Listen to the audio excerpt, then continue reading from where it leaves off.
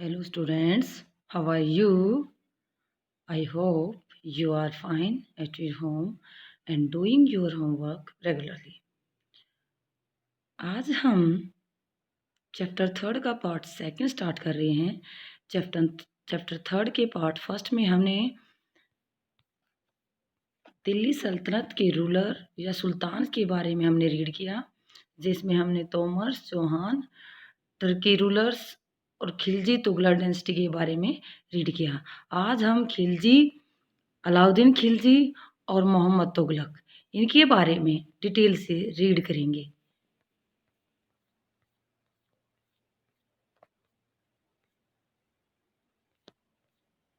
So start A closure look administrations and consolidation under the Khilji and Tughlaq, यानी कि एक नज़दीक से हम जानेंगे किसके प्रशासन के बारे में, खिलजी और तुगलक के प्रशासन के बारे में हम नज़दीक या उसके बारे में ज़्यादा जानकारी का पता लगाएंगे। The consolidation of a kingdom as vast as the Delhi Sultanate needed reliable governors and administrations।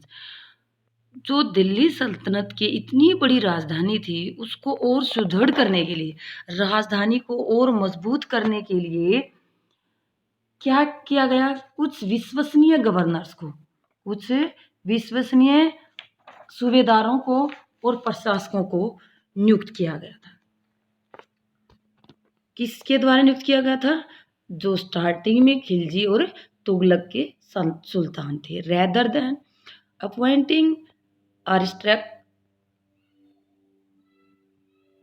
आरिस्टोक्रेट्स and landed chieftain as governor, और बाद में या प्रारंभिक जो स्पेशली इल्तुतमिश थे उन्होंने अपने कुछ मुखियाओं में से, यानी जो चीफ्टेन थे या उसके जो सामंत थे, एरिस्टोक्रेट थे, उनमें से क्या बना दिए, गवर्नर बना दिए, सूबेदार नियुक्त कर दिए। किसके द्वारा नियुक्त किए?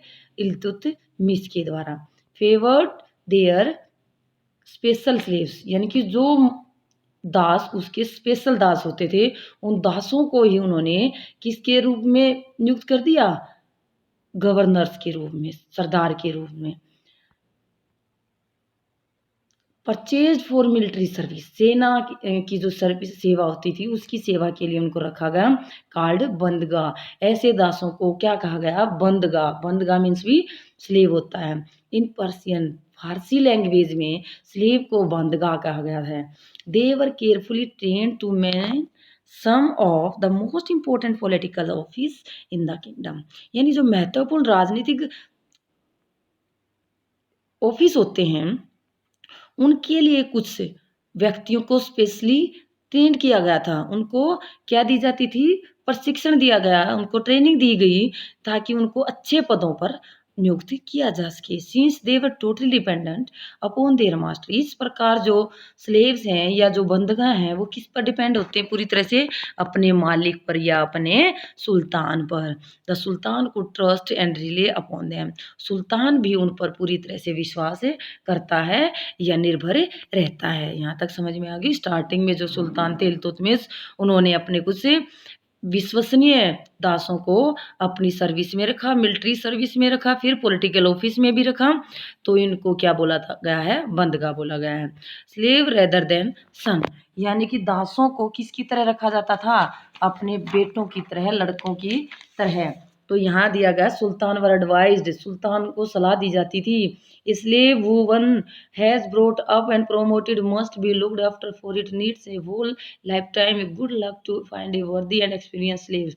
Wise man have said that a worthy and experience slave is better than a son. तो इसमें यही बताया गया है कि एक अच्छा, अनुभवी और योग्य गुलाम अगर किसी सुल्तान को मिल जाता है, बुद्धिमान नौकर अगर उसको मिल जाता है, जिसको ट्रेनिंग दी गई है, जिसका देखभाल की गई है, तो ऐसा योग्य, क्या बोल देंगे उसको, दास, योग्य दास एक बेटे से भी अच्छा हो सकता है। तो ये किसको सलाह दी गई है? सुल्तान को। अब साइड में जो वर्ड दिखाई दे रहा है क्या है, क्लाइंट। क्लाइंट में होता है आश्रित, इनकी जो किस पर आश्रित होते हैं, सुल्तान पर। Someone who is under the protection of another, जो किसी दूसरे की प्रोटेक्शन में या सुरक्षा में रहे। डिपेंडेंट और हैंगर ऑन, यानी कि किसी दूसरे पर डिपेंड हो, उसको बोलते हैं client. The Khilji and Tughlaq continue to use बंदगा and also raise people to humble birth who were often their client to high political position. Khilji और तुगलक शासकों ने लगातार ऐसे ही बंदगों को या दासों को, जो जन्म से ही इन सुल्तानों पर निर्भर थे, उनको क्या बनाया, क्लाइंट बना लिया, यानी कि अपने ऊपर निर्भर रखा, उनको अपना सहारा दिया, आसरा दिया, तो उनको क्या बोला, clients to high political position. कई बड़े ओहदों पर या कई राजनीतिक पदों पर उनको बैठाया गया। They were appointed as generals and governor, उनको सेनापति भी बनाया और सूबेदार भी बनाया। However they also introduced a element of political instability, तो इससे कई बार राजनीतिक अस्थिरता भी, यानी सेटेबिलिटी नहीं बनी, स्थिरता नहीं बनी, अस्थिर पॉलिटिकल सिस्टम हो गया था। Slave and clients were loyal to their master, जो दास होते हैं या जो आश्रित हैं, वो अपने किसके प्रति वफादार होते हैं, उसके मालिक के प्रति, जो सुल्तान है या दूसरा राजा है। एंड पैटर्न, यानी कि जो उसकी रक्षा करता है, बट नॉट देयर हायर्स, यानी कि उसके राजकुमारों के प्रति वो इतने लॉयल नहीं होते थे जो राजा या सुल्तान के प्रति होते थे। सुल्तान के बेटे के प्रति वो इतने वफादार नहीं होते थे। न्यू सुल्तान, जो नया सुल्तान बनता, हैड देयर ओन सर्वेंट, वो अपने खुद के सर्वेंट रखता, दास रखता। एज ए रिजल्ट, परिणाम क्या रहा, accession of a new monarch often saw conflict between the old and the new nobilities. तो इस प्रकार नए जो राजकुमार बनते थे, उनके बीच और जो पुराने दास या नए दास थे, उनके बीच आपस में टकराव होना शुरू हो गया, लड़ाइयाँ होनी शुरू हो गई थी। The patronage of these humble people by Delhi Sultanate also shocked many elites, and the author of Persian Tawariq criticized the Delhi Sultanate for appointing the low and base born to high office। तो इस प्रकार जो संरक्षक थे, जो गरीब लोगों को या दासों को दिल्ली सल्तनत में उन्होंने कई अच्छे पद दिए थे, तो इसको कुछ उच्च वर्ग के लोगों को क्या लगा, शौक लगा, धक्का लगा। तो जिससे उच्च वर्ग के लोग जिन्हें वो पद मिलने चाहिए थे, उनको इसका धक्का लगा। कई लेखकों ने जो फारसी लैंग्वेज में इतिहास को लिखते थे, उन्होंने भी क्रिटिसाइज किया, किसको, दिल्ली सल्तनत को, दिल्ली के सुल्तानों की बुराई की कि ये ऐसा करना गलत है। क्या करना गलत है, अपॉइंट करते थे जो लो बेस बोर्न, यानी जो छोटी जाति के थे या जो गरीब थे या जो दास थे, उनको ऊंचे पदों पर बैठाना या ऊंचे पदों पर रखना, ये इस तरह के कार्य सुल्तान गलत करते थे। Officer of sultan Mohammad Tughlaq, अब सुल्तान मोहम्मद तुगलक के जो अधिकारी थे वो कैसे थे, तो ये इसमें कई नाम दिए गए हैं। अजीज कुमार, ए वाइन डिस्टिलर्स, फ्रेजर आजम एक नाई बार्बर थे, मनकातब खा एक कुक थे, टू गार्डनर थे, लदा, ये सब उन्होंने जो छोटे काम करने वाले थे उनको अपने अधिकारी बना रखा था। ओके, लाइक द अर्लियर सुल्तान, जो स्टार्टिंग के सुल्तान थे जैसे Khilji and Tughlaq, monarch appointed military commander, तो उनके सेना नायकों को, यानी कि जो कमांडर थे, उन्होंने क्या रखे, अपने नए सूबेदार बना दिए। Governor of territories of varying size, अलग अलग टेरिटरीज थी, जो प्रांत थे, उन पर अपने अलग गवर्नर रखे या अलग गवर्नर नियुक्त किए। दीज लैंड वर कॉल्ड इक्ता, यानी कि जिस लैंड पर उस सूबेदार का कंट्रोल होता था, उस जमीन के पार्ट को इक्ता बोला जाता था। देयर होल्डर वाज कॉल्ड इक्तादार, यानी कि जो उस पर कंट्रोल करता था या होल्ड करता था, उसको बोलते थे इक्तादार। और मुक्ति, या दोनों में से एक है, या तो इक्तादार बोल सकते थे या मुक्ति। The duty of a muqti was to lead military campaign, तो मुक्ति की क्या ड्यूटी थी, क्या करते हुए थे, मिलिट्री का नेतृत्व करना, मिलिट्री कैंपेन का, मिलिट्री अभियान का। मेंटेन लॉ एंड ऑर्डर, जो कानून है, आदेश है, उनको मेंटेन करना, बनाए रखना। इन देयर इक्ताज, अपने एरिया में ऑर्डर को और कानून को बनाए रखना। In exchange for their military service, उनको मिलिट्री की सेना के बदले जो सेवा करते थे, सेना में रहकर जो राजा की सेवा करते थे, the muqtis collected the revenues of their assignments as salary. तो मुफ्तीज के द्वारा जो रेवेन्यू या टैक्स इकट्ठा किया जाता था उनमें से उनको सैलरी के रूप में कुछ पार्ट दिया जाता था। They also paid their soldier, और वो अपने सेना के सैनिकों को भी पे देते थे फ्रॉम दीज रेवेन्यू, इसी लगान में से। Control over muftis was most effective, इन मुफ्तीज का प्रभाव अपने एरिया पर ज़्यादा था। If their office was not inheritables, लेकिन ये पद, ये अधिकार उनका हेरिडेटरी नहीं था, यानी कि वंशानुक्रम नहीं था, यानी कि एक के बाद उसका बेटा यह पद नहीं ले सकता था। If they have assigned iqta for a short period of time before being shifted, उनको थोड़े से टाइम के लिए यानी शॉर्ट पीरियड के लिए ही उस पद पर रखा जाता था, उसके बाद उसको दूसरे स्थान पर शिफ्ट किया जाता था या हटा दिया जाता था। These harsh condition of service, ये जो कठिन परिस्थितियां थी सेवा करने की, were rigorously impose during the reason of Alauddin Khilji और मोहम्मद तुगलक। अलाउद्दीन खिलजी और मोहम्मद तुगलक के टाइम पर ये जो कठोर नियमों से का सख्ती से पालन किया जाता था, यानी नियमों को ध्यानपूर्वक पूरा करना होता था। अकाउंटेंट वर अपॉइंटेड, कौन रखे गए? लेखा जोखा रखने वाले अकाउंट, लेखाकार जिसको बोल सकते हैं या लेखा अधिकारी जिसको बोलते हैं, उनको नियुक्त किया गया था। क्या चेक करने के लिए? The amount of revenue collect by the muftis, mufti के द्वारा जो टैक्स इकट्ठा किया जाता था उसकी मात्रा सही है या नहीं है, ये चेक करने के लिए किसको अपॉइंट किया? अकाउंटेंट को। Care was taken that the muftis collected only the tax prescribed by the state, और ये ध्यान रखा जाता था कि मुफ्तीज के द्वारा जो रेवेन्यू इकट्ठा किया जा रहा है वो राज्य के द्वारा लगाए गए टैक्स के अकॉर्डिंग हो, यानी कि मुफ्ती के द्वारा ज़्यादा टैक्स न लिया जाए। That he kept the required number of soldier, और जितने सैनिकों की ज़रूरत हो उतने ही सैनिक सेना में रखे जाएं। ये सब काम सेना रखने का, रेवेन्यू को कलेक्ट करने का ये कौन करता था? मुफ्ती करता था। As the Delhi Sultanate brought hinterland of the cities under their control, यानी कि जो दिल्ली सल्तनत थे वो अपने हिंटरलैंड यानी कि आंतरिक भागों के जो शहर थे उन पर कंट्रोल रख रहे थे। दे फोर्स द लैंडेड चिफ्टेन, वहाँ के जो मुखिया थे, उस एरिया के जो मुखिया चुने गए थे उन पर दबाव डाला जा रहा था। सामंत, aristocrat and rich landlord to accept their authority, यानी सामंतों को भी, मुखियाओं को भी, और जब बड़े बड़े जमींदारों को, अमीर जमींदारों को भी इनकी किन सुल्तानों की सत्ता को स्वीकार करना पड़ता था। Under Alauddin Khilji the state brought the assessments and collection of land revenue under its own control, इस प्रकार जो इकट्ठा करते थे लगान को वो किसके कारण निर्धारित किया जाता? अलाउद्दीन खिलजी के द्वारा ही इसको निर्धारित किया जाता था। The right of the local chieftain, जो स्थानीय मुखिया थे वो अलग से कोई टैक्स नहीं ले सकते थे, वो वर कैंसल, यानी कि अगर मुखिया के द्वारा कोई टैक्स लिया जाता था तो उसको कैंसिल किया जा सकता था। And they were also forced to pay tax, और खिलजी ने मुखियाओं से भी टैक्स पे करने के दबाव डाला। The sultans administrators measure the land, जो खिलजी सुल्तान थे उसने पूरे प्रशासन की जो ज़मीन थी उसको मेजरमेंट करवाया, मापा, एंड केप्ट केयरफुल अकाउंट, और उसको ध्यानपूर्वक क्या रखा गया? उसका हिसाब रखा गया। सम ऑफ द ओल्ड चीफ में जो पुराने मुखिया थे या लैंडलॉर्ड्स थे, सर्व द सुल्तान, जो सेवा करते थे सुल्तान की एज ए रेवेन्यू कलेक्टर, जो रेवेन्यू को इकट्ठा करते थे, लगान को इकट्ठा करते थे, एंड एसेसर या निर्धारित करते थे।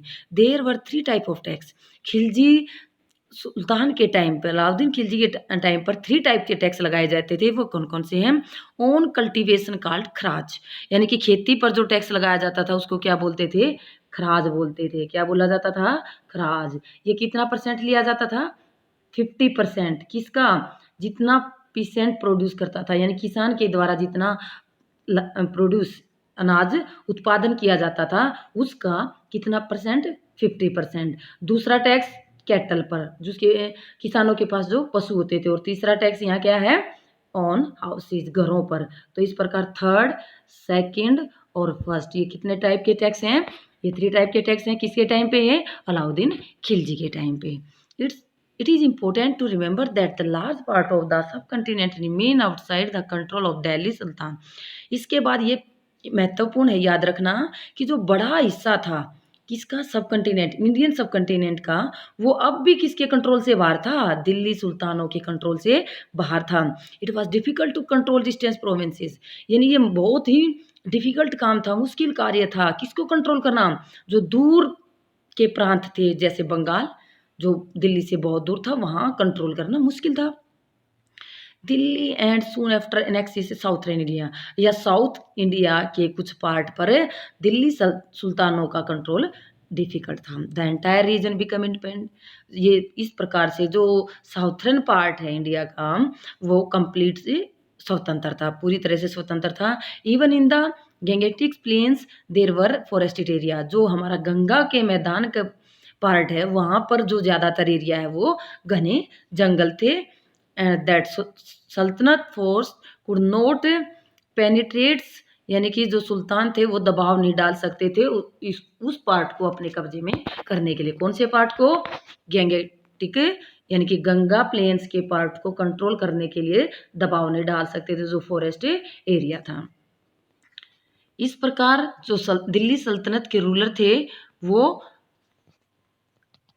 Local chieftains establish their rule in their region, कई स्थानीय मुखिया थे यहाँ अपना शासन स्थापित कर चुके थे इन एरिया में। कौन से एरिया में, जैसे गंगा के एरिया में या इंडिया के साउथ के पार्ट में। Some time ruler like Alauddin Khilji and the Mohammad Tughlaq से, कभी कभी अलाउद्दीन खिलजी या मोहम्मद तुगलक ने could force their control in this area, कभी दबाव बनाए इन एरिया के ऊपर, इन क्षेत्र के ऊपर, but only for a short duration, लेकिन सिर्फ थोड़े से टाइम के लिए।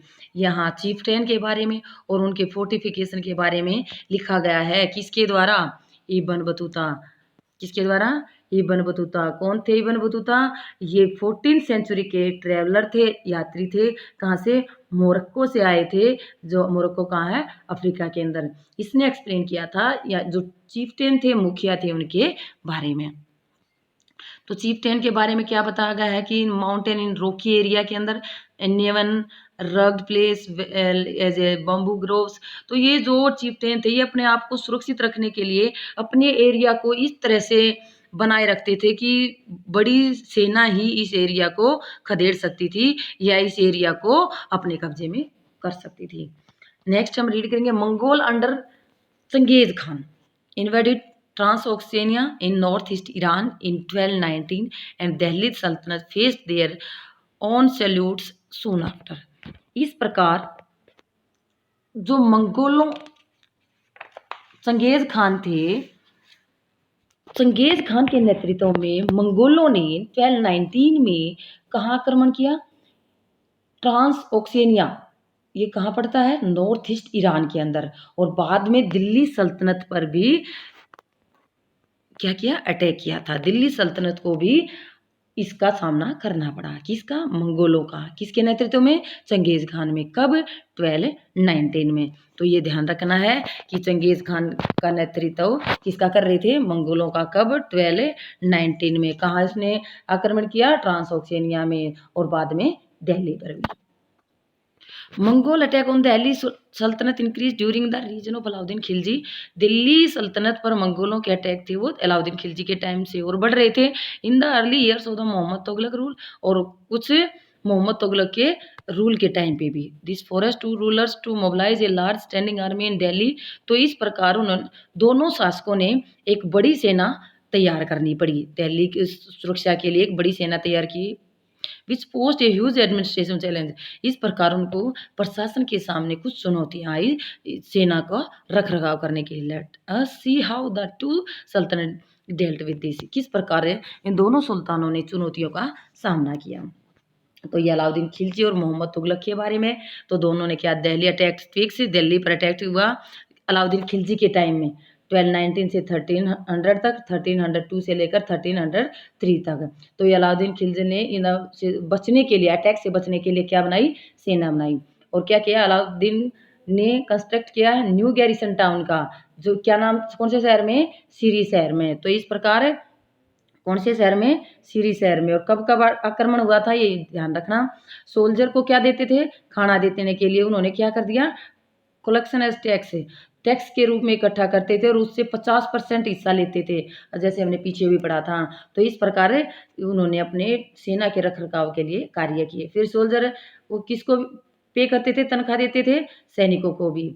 अलाउद्दीन चूज टू पे हिज सोल्जर सैलरी कैश, वो कैश में नकद देता था। Soldier would buy there supplies, जो सोल्जर सैनिक थे वो कहाँ से सामान खरीदते थे? ट्रेडर से, मर्चेंट से, जो दिल्ली में आते थे। तो अलाउद्दीन खिलजी को क्या फियर था कि merchant would raise their prices, कहीं मर्चेंट ये व्यापारी अपनी वस्तुओं के प्राइस को ज़्यादा ना बढ़ा दें। इसके लिए अलाउद्दीन खिलजी ने price of goods in Delhi control किया और ध्यान रखा कि कहीं ज़्यादा कीमत वस्तुओं की ना हो जाए। Alauddin administrative measure were quite successful, इस प्रकार जो प्रशासन था वो सफल था। Chronicle praise his reign its cheap price and efficient supply goods in the market, इस प्रकार सस्ते दामों पर वहाँ मार्केट में सामान मिलता था और successfully withstood the threat of Mongol invention, और सफलता से जो मंगोलों का आक्रमण था उसका सामना किया। अब मोहम्मद तुगलक ने क्या किया? मोहम्मद तुगलक के टाइम पे मंगोलों ने आक्रमण किया था। मंगोल आर्मी वाज डिफीटेड, हारना पड़ा मंगोल आर्मी को। और उसके बाद मोहम्मद तुगलक को विश्वास हो गया था किसकी पावर पर? आर्मी की पावर और अपने रिसोर्सेज की पावर पर। तो उसने क्या प्लान बनाया था? अटैक ऑन ट्रांसोक्सिनिया, तो जो ईरान के अंदर ट्रांसोक्सिनिया उस पर अटैक करने का। लेकिन इसके लिए उसने क्या करना पड़ा? कि बड़ी सेना रखनी पड़ी। और बाद में उसने कंस्ट्रक्ट किया एक न्यू गैरिसन टाउन, एक सैनिकों का एक शहर बना जिसका नाम था दहली कुना। 4 शहरों में से दहली कुना को क्या बना दिया? एक बड़ा अपनी सेना के लिए गैरिसन टाउन बना दिया। और उसके लिए जो इस शहर की बजाय अपनी कैपिटल को नई कैपिटल बना दी दौलताबाद इन द साउथ। और वहाँ के जितने लोग रह रहे थे वहाँ को कहाँ भेज दिया उसने? वहाँ के लोगों को दौलताबाद में भेज दिया। और जो टैक्स जो सेना को खाने का लिए कहाँ से मिलता था? जो कलेक्ट किया जाता था टैक्स, वहाँ से सेना के खाने का प्रबंध किया जाता था। और इस प्रकार वो मोहम्मद तुगलक भी अपने सोल्जर को क्या देता था? पे करता था, नकद पे करता था। और नकद पे करने के लिए उन्होंने एक करेंसी चलाई जिसका नाम क्या था? Token currency. क्या था? Token currency. किससे मिलती थी बनती थी? ये चीप मेटल से, सस्ती धातुओं से, न तो गोल्ड से बनती थी न सिल्वर से बनती थी। तो वहाँ के लोग क्या थे? बड़े स्मार्ट थे। वो अपने जो सोने और सिल्वर के कॉइन थे उनको बचा कर रखा, और जो टोकन थी उसको, ये चीप करेंसी थी, इसको नकली रूप से या जालसाजी से ज़्यादा बनाया गया। इस प्रकार इसने जो टोकन मुद्रा थी उसको अपना वापस भी लेना पड़ा। मोहम्मद तुगलक का जो एडमिनिस्ट्रेशन है उसके अंदर कुछ प्रॉब्लम्स थी। तो इस प्रॉब्लम्स के कारण ये अपने इस प्रशासन में फेलर हो गया था, असफल हो गया था। His campaign into Kashmir was a disaster, Kashmir पर आक्रमण करना भी इसकी एक भूल थी। He then give up his plan, उसने अपनी प्लान छोड़नी पड़ी। कौन सी प्लान? ट्रांसोक्सेनिया पर अटैक करने की। और अपनी जो बड़ी सेना इसने बनाई थी उसको भी इसने भंग कर दिया, तोड़ दिया था। एडमिनिस्ट्रेशन मेजर क्रिएटेड कॉम्प्लिकेशन, यहाँ बहुत सारी समस्याएं आ चुकी थी। रेजिंग ऑफ टैक्स, टैक्स बढ़ाने से लोग क्या हो गए थे? इसके विरुद्ध हो गए थे। Famine in the Ganga Yamuna belt, और जो गंगा यमुना का पार्ट है वहाँ पर एक बहुत भयानक अकाल पड़ा। इस प्रकार वहाँ के लोग इसके खिलाफ खड़े हो गए थे। ये किसके बारे में पढ़ा हमने? अलाउद्दीन खिलजी और मोहम्मद तुगलक के बारे में। And this list Mohammad Tughlaq failure, तो मोहम्मद तुगलक असफल थे। सम टाइम फॉरगेट दैट, लेकिन हमें भूलना नहीं चाहिए that for the first time in the history, इतिहास में पहली बार वो सल्तनत में सुल्तान बने थे। As a Delhi sultan plan, तो दिल्ली सुल्तान के रूप में प्लान किया था उसने कैंपेन को, कैप्चर मंगोल टेरिटरीज, किसके प्रांत को कंट्रोल करने के लिए, नियंत्रण में रखने के लिए? मंगोल प्रांत को।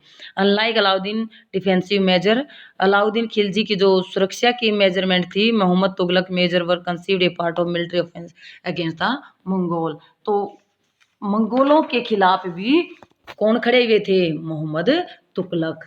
उनकी एक योजना बनाई थी, द सल्तनत in the 15th and 16th century. अब हमने किसके बारे में रीड करेंगे? 15 से 16 सेंचुरी, जो हमारी टेबल थी उसके अकॉर्डिंग। हम टेबल को दोबारा देख सकते हैं। इस टेबल के अकॉर्डिंग हम 15-16 सेंचुरी अभी हम रीड करेंगे। ये सैयद डेंसिटी के बारे में, खिजर खान के बारे में, लोधी डेंसिटी के बारे में। तो अब हम ये यहाँ रीड करने जा रहे हैं।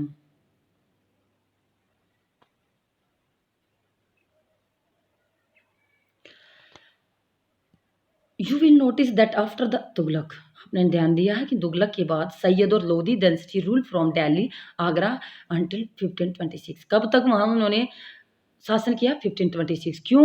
क्योंकि 1526 में जो मुगल एम्परर बाबर थे, उन्होंने यहाँ पर अटैक किया और अपना कंट्रोल कर लिया। By then Jaunpur, Bengal, Malwa, Gujarat, Rajasthan, entire south India, ये जो पार्ट थे बंगाल, मालवा, गुजरात, राजस्थान, पूरे साउथ इंडिया पर कुछ इंडिपेंडेंस, कुछ स्वतंत्र ruler who establish flourishing states, उन्होंने स्वतंत्र रूप से कुछ एरिया पर अपनी सत्ता की स्थापना कर ली थी।